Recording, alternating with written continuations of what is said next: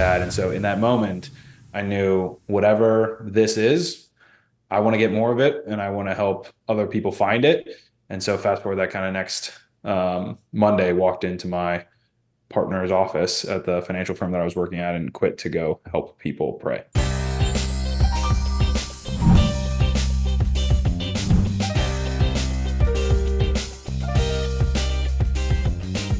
Welcome to the Christian Channel. I'm your host, Yeniza Munoz. Today we have a very special interview with Alessandro DiSanto, the co-founder of the Hallow App. Thank you so very much for being here today. Thanks so much for having me. It's an honor and a pleasure. Now, for everyone that's watching, if you are not familiar with the app, it is amazing. Now, on this app, it has features of Bible verses, prayers, meditation, and so much more. So let's dive in. Now, I know, Alessandro, you created this app with fellow alumni from Notre Dame. Now, what inspired you all to create this? Yeah, of course, there's a 3 hour version of this answer, but the short version is Hallow does not exist because we sat down and tried to come up with a really good idea. It was actually the very unintentional result of our own spiritual journeys. And so, as you mentioned, a group of friends went to college together. We went off into different career paths. I started my career off in finance, working on Wall Street. Others worked on consulting, government service, marketing. One went to seminary. And we were catching up on the weekends as friends. And we realized there were one of two really big sets of issues we were working with. One was how to find peace in a crazy, hectic, and busy world. That was my version. I was working 7 days a week and just really stressed. And the other half of the group was dealing with the classic, does God exist questions. Some of us had fallen away from our Christian upbringings, and we're really wrestling with that question. These two very different questions led us down kind of this journey of discovering the many beautiful meditative and contemplative prayer traditions of the faith. For those that were searching for, does God exist? The answer was like, well, maybe I should try and talk to him. And if I can have a personal relationship with him, then he must be real. And then the other half, kind of my version, was trying to find a source of peace that actually lasted and within which we could find our true purpose in life. So we found our way into really discovering the beautiful traditions of prayer and meditation. And it was in developing the habits of those techniques and really incorporating prayer as the foundational posture of our day that we ultimately discerned a call to go help the world basically figure out the things that we figured out over the course of a couple months, and walked in one day, quit our jobs, and started the app. Amazing, beautiful story. Now, why the name Hallow? Yeah, so my co-founder Alex, who was one of the group that had fallen away from his faith completely, was atheist agnostic, but was preparing for marriage to an amazing Catholic woman, Megan, now the mother of their 3 children. And they were going through pre-Cana classes, the classes to prepare to be married in the church. And being a very analytical consulting engineer, he said, well, if I'm going to jump through all these hoops to get married in the church, I might as well figure out if I actually believe in God or not, which is a great thing to try and figure out. The intellectual arguments went back and forth. He'd bounce back and forth between believing, not believing. But he kept coming back to this idea that growing up, he was always told, you can talk to this guy, meaning God, and you can have a personal relationship with him. But he didn't really know how to do that. Now, he had some exposure to secular meditation. For the couple previous years, he had gotten really into mindfulness meditation. And so he called the former rector of ours, a Holy Cross priest at Notre Dame, and said, hey, Father Pete, quick question for you. I like meditation, but I'm looking for something Catholic to see if God's real. Is there like any intersection between the church and meditation? And this priest laughed out loud and asked, or said rather, well, I don't know how many classes you slept through while you were here, but we've been doing this for over 2,000 years. It's called prayer, and you should really know how to do that. So the place he recommended him to start was a prayer technique called Lectio Divina, meditating on scripture. And, you read an excerpt slowly and kind of envision yourself in the scene, or look for a word or image or idea that kind of jumps out at you, and then offer that up in prayer and ask God, what are you revealing to me in this word or image or idea? And so he grabbed his wife's Bible off the shelf, opened to a random page, grabbed a paragraph, Googled how to pray Lectio Divina. And the paragraph happened to be the Gospel of Matthew, chapter 6, Sermon on the Mount, where the disciples ask Jesus, how should we pray? And the answer is the Lord's Prayer. And the word that jumped out to meditate on was hallow, from hallowed be thy name. Alex ended up having this very kind of deep, contemplative, transforming experience, broke down into tears, felt God's overwhelming love and presence in that life, and had this deep desire and kindled to try and figure out how to love him back. And that really set us down the path as a friend group to try and really figure that out, how to love God back. And ultimately that led to creating the app. And so we thought it was it is a good mission for each one of our users. We want to help them hallow God, which means to make holy, and obviously the foundation of kind of our personal journeys. Beautiful story. No, and I love hearing stories like that because it shows the power of God and how there is a God. And here he was living a path as an atheist, and now he's just totally changed his life. And now he's helping millions of people who are interested in downloading this app and have already downloaded the app as well. Now, I know you shared a personal story about one of the founders. Now, do you have a personal story about yourself while developing this app? Was there anything that specifically influenced you, especially with the features you have on the application? Yeah, so there are many of those stories. I would say maybe one of the most foundational experiences for me was when I personally had to decide whether I was going to kind of join the team in doing this. And so, really, over the course of 6 months, we had been having our own personal experiences in prayer, right, and developing our own habits. For me, there are really two foundational parts of that. That Lectio Divina that I mentioned, starting every day with that reflection on the daily gospel and using Lectio Divina as a technique to pray over the daily readings. The other was the examen, which comes from Ignatian spirituality. And basically, at the end of the day, you replay your day like a movie in your mind and look for moments of what the Jesuits would call consolation or desolation, despair, or joy.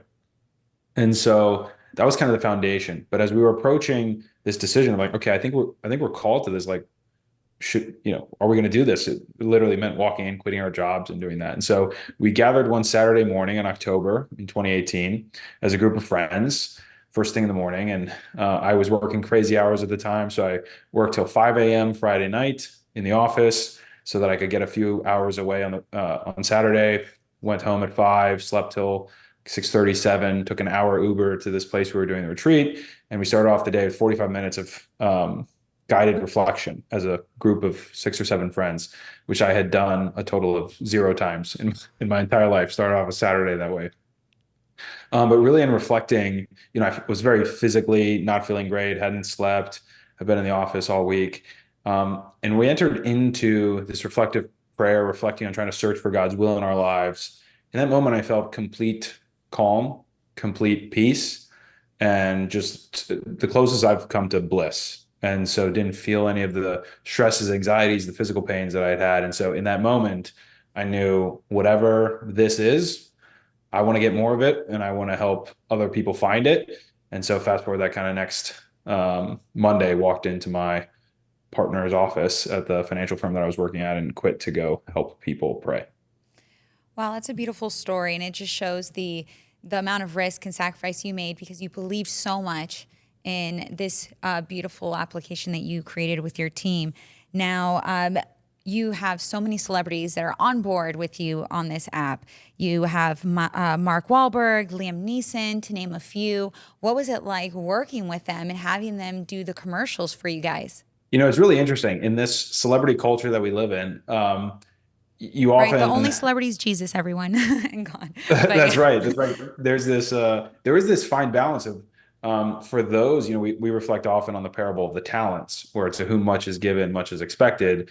And so, to use the gift of celebrity or notoriety to really bring the gospel message and the invitation to relationship with God is, we think, the appropriate kind of posture towards celebrity. At the same time, you don't want to feed into that culture of making whoever the given person is, the center of the message. So it's helpful to get the message out, but you want to make sure the message stays on him and not us, right? So we've tried to walk this delicate balance of, with me, but for him and to him. And so that's kind of the approach we take in general. The fruit of that has been really beautiful. And so the reality of that type of marketing is that there are people who would not stop for your, let's say, famous theologian or priest or pastor, whoever the case is, as they're scrolling through Instagram, they're going to just naturally overlook that if they're not someone already engaged in their faith. But when you're scrolling through Instagram and you see, Marky Mark pop up, um, with the invitation of like, hey, why don't you take a second and pray with me? That's just weird enough and crazy enough that actually can grab your attention and invite you on a journey of surrender to God. And so that's really how we think about it. It has been fun. You get to do a lot of, fun things, trying to come up with creative ways of extending that message. We took a huge chance and did a Super Bowl ad this year with Mark Wahlberg and Jonathan Rumi, who plays Jesus in The Chosen, not knowing if that would actually be successful. We ended up having, millions of people that ended up prioritizing prayer this past Lent on the journey to Easter, many of whom had not prayed in a long time or even ever. No, and I saw that Super Bowl commercial. I remember it very well because it was refreshing and different from a lot of the other ads you see. And also, with social media, when you see so much unfortunate content that might not be leading you in the right direction in faith or just to make you a better person, and then you see a celebrity that has millions of followers posting something refreshing and helpful. In today's crazy times, it's important to have more people speaking about Christ. And, it's life isn't easy, but when you have Christ in your life, things can get better. My next question for you is, have you formed any partnerships within the Catholic community or with other Christian organizations? And how have these partnerships helped the app? Yeah, we try and be as collaborative as humanly possible. I think, as we know, the harvest is bountiful, but the laborers are few. And so we try and really be as collaborative as we possibly can.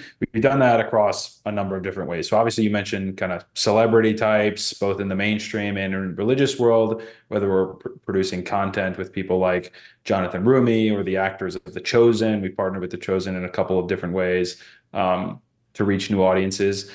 We work with religious schools. So we have a Hallow for Schools program where we kind of work in a community setting to help foster a posture of prayer in a community and faith sharing, especially for those young people who are, being catechized for the first time, as well as their families. We work with religious universities like Notre Dame, who provide Hallow as a both mental health and spiritual health resource to their students and to their faculty and their staff to help guide and support them. We work with local parishes and churches across the country and now world, with thousands of parishes that we support in both just as a tool. We've also just recently launched the ability to join together as a community in a local church setting or as a friend group on what we call prayer campaigns. And so lifting up intentions for one another and being able to actually not just pray in an individual life, but in a community. And so there's a range of kind of membership organizations, churches, local, national, international groups that can kind of come together as a group and pray together, even when they're not physically in the same room. Beautiful. Out of curiosity, is one of the universities Loyola Marymount University? We're working on them, not quite yet, but if you've got a connection, I'd be I'm happy an to take it. alumni, but I don't know if I have Okay. connections. It's been since 2012 I graduated, but I would love it if you guys did something with them. We would love that too. I'll follow up with you on that. Perfect. My next question is, now are you creating any other features for the application? Anything in the near future? Yeah, so we put this in a couple different buckets. So, we all have the same scriptural call from First Thessalonians to pray without ceasing, right? And so sometimes we think about our content roadmap as long as the list of possible human experiences. So if we're supposed to pray through everything, we want to offer people different ways to incorporate prayer into different life experiences, vocational statuses, different things. And so we started with a couple dozen sessions. We're now, I think, above 40,000 last time I checked. And so we're continuing to add different specific content. We've recently launched content, for example, kind of overcoming addiction, managing stress and anxiety, athletic prayers. We work with Drew Holiday, who just won the NBA championship as we're recording this.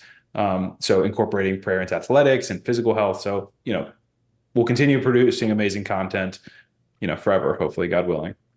The second one is making the app more representative of the global diversity of the church. And so that means languages and devotions.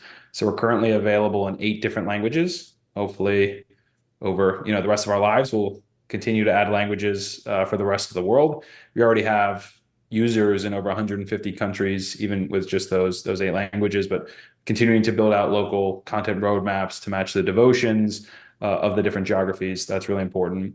And then the third category I mentioned a little bit was community. And so although a digital place to start a personal prayer life is really critical and an important role we play, we also want to help people grow from the personal and the digital to the communal and the in-person. We believe, certainly from a Catholic perspective, very unique things happen at the altar that are indispensable for your sacramental life. But even the community gathering physically in, a small group setting, a Bible study, something like that. And so working on helping people kind of come out of the digital into the in-person, we're launching a bunch of things associated with that over the next couple months and years. Beautiful. I love that. Amazing. You guys are definitely doing big things. With so many apps available on our smartphones, having something refreshing that's faith-based driven is amazing. I mean, there's apps like Calm, but with you guys have meditation, prayer, Bible verses, and other features that will be coming soon. So it just shows the growth and the growth of the community of people wanting to download the application. Now, what advice would you give to aspiring entrepreneurs, particularly those looking to create faith-based, mission-driven products? Yeah, that's a big pressure to offer that kind of advice. But I would say, honestly, the thing we've learned the most consistently over our now almost 6-year journey is really just never losing sight of the posture of surrender. I think whenever we've tried to make it about ourselves or our own desires or our own wills, things start to not work so well. How it only exists because we discerned it as a call from God. And it's only when we stay true to that reality and actually offer up and bring to him our big and small business decisions, team issues, big questions around content. We actually do pray about that stuff and bring it to him, and ultimately realizing that it's his will that we're trying to pursue, not our own, is the only kind of tried and true thing that's worked for us. Amen. No, and that's great, because when you put in the hands of God, it's so many amazing things can happen. And that's exactly what you guys have been doing yourselves. Now, where do you see the Hallow app in the next 5 to 10 years? What is a long-term goal for the application? Yeah. So, I mean, our vision is the whole world praying all of the time, right? So that's like the big, super huge, big, scary problem that we're trying to address. I think one of the key parts of that, and we've made some progress on this already, but can always do more, and hopefully will do more, is really being an accessible invitation into personal relationship with Christ. And so that means a few things. That means wherever you are in your life, age-wise. So really try and be accessible, whether you're Gen Z or Boomer or anyone in between. We really try and be accessible regardless of where you are on your spiritual journey. So whether you've never prayed, are atheist, agnostic, and just searching, whether you're falling away or whether you're going to church multiple times a week, we really want to be able to be a place where you have an on-ramp to either develop or deepen your personal relationship. And that's pretty hard. And that includes across kind of faith traditions, at least in the broader Christian concept. We've been really encouraged by, in a world that so often tries to find the things that we disagree on and drive division, we try and say, forget about all the hot button kind of political or social topics. Let's just, at a minimum, each try and have a personal relationship with God, and then trust him to guide each of us individually on the role that he wants us to play in our broader families and communities. And so that's manifested in something like 40% of our users currently do not identify as Catholic, which is something, we're excited about in terms of being able to offer an inviting approach, one that does feel different and special and sacred. It's not just like another Facebook group, because prayer is separate and apart, but not feeling like you need to know all the answers to start the conversation is really at the core of what we want to do. So we want to reach everyone in their native language in the world and help them start that conversation and hopefully carry it on with God, so that hopefully we can all become saints. Beautiful. Now, how can the audience download the app? I know it's easy on a smartphone, but sometimes maybe they type it in and there's paid sponsored ads that come up. What is the best way to download this application? Yeah, so a couple things I would note there. So the app is also available on web browser, so you don't need a smartphone to use it. You can just use it on your laptop or computer or anything else that's connected to the internet. You can go to hallow.com, HALLOW.com, or you can go either on Google or on the App Store. It's a purple icon with a white circle and a little halo above it. That's the right one. I should mention Hallow is free to download, and most of our most popular content is free forever. There is the option of a paid subscription, which is how we keep the team going. It does get you some additional kind of seasonal and other content, but we have millions of people that use the app for free forever, and so you're more than welcome to do that. Beautiful. I love that. Now, is there a final message that you would like to let the audience know about the app, or any missions that you guys have in the future to help, grow the app, maybe to, as you mentioned, get it into more countries, even if maybe there's an area where they don't have Wi-Fi, just to help promote prayer and meditation for this crazy world that we live in? Yeah, I would say one final message. I would just say, literally just take 10 minutes in your day and just sit in silence with God. No matter who you are, what you do, how old you are, I'm sure that you have some issues in your life, that you have some scars that you carry around that aren't visible to everyone else, and maybe you've never shared with anyone else. If there's one thing we've learned in our own personal lives and in engaging with our users, is that there's only really one true source of peace in the world, and there are some wounds that only the love of God can heal. And my challenge to everyone out there is, if you think this is totally made up, you don't think God exists, or you're totally skeptical, just take 10 minutes and sit with him for the next 30 days. And, if nothing happens over the next 30 days and you're still unconvinced, find me, shoot me a message. I'll buy you lunch. Beautiful. Well, thank you so very much for taking the time to speak with us today on the Christian Channel. It was an honor to have you on here, and just to hear your story, and that you and your team are creating such amazing, innovative products that are faith-driven, that are meant to help others. As mentioned earlier, so many crazy things going on today, but when you have God present in your life, I truly believe things do get better and you do see things clearer. So I want to applaud you for everything that you do. And for our audience, if you do not have the app already, download it on your phone, or you can actually check it up on your web browser. I highly recommend it. It is the Hallow App, spelled HALLOW, and it's similar to Hallowed Be Thy Name, as he mentioned earlier in the interview. Thank you, everyone, for tuning in. I'm your host, Yeniza Munoz. Thank you, Alessandro.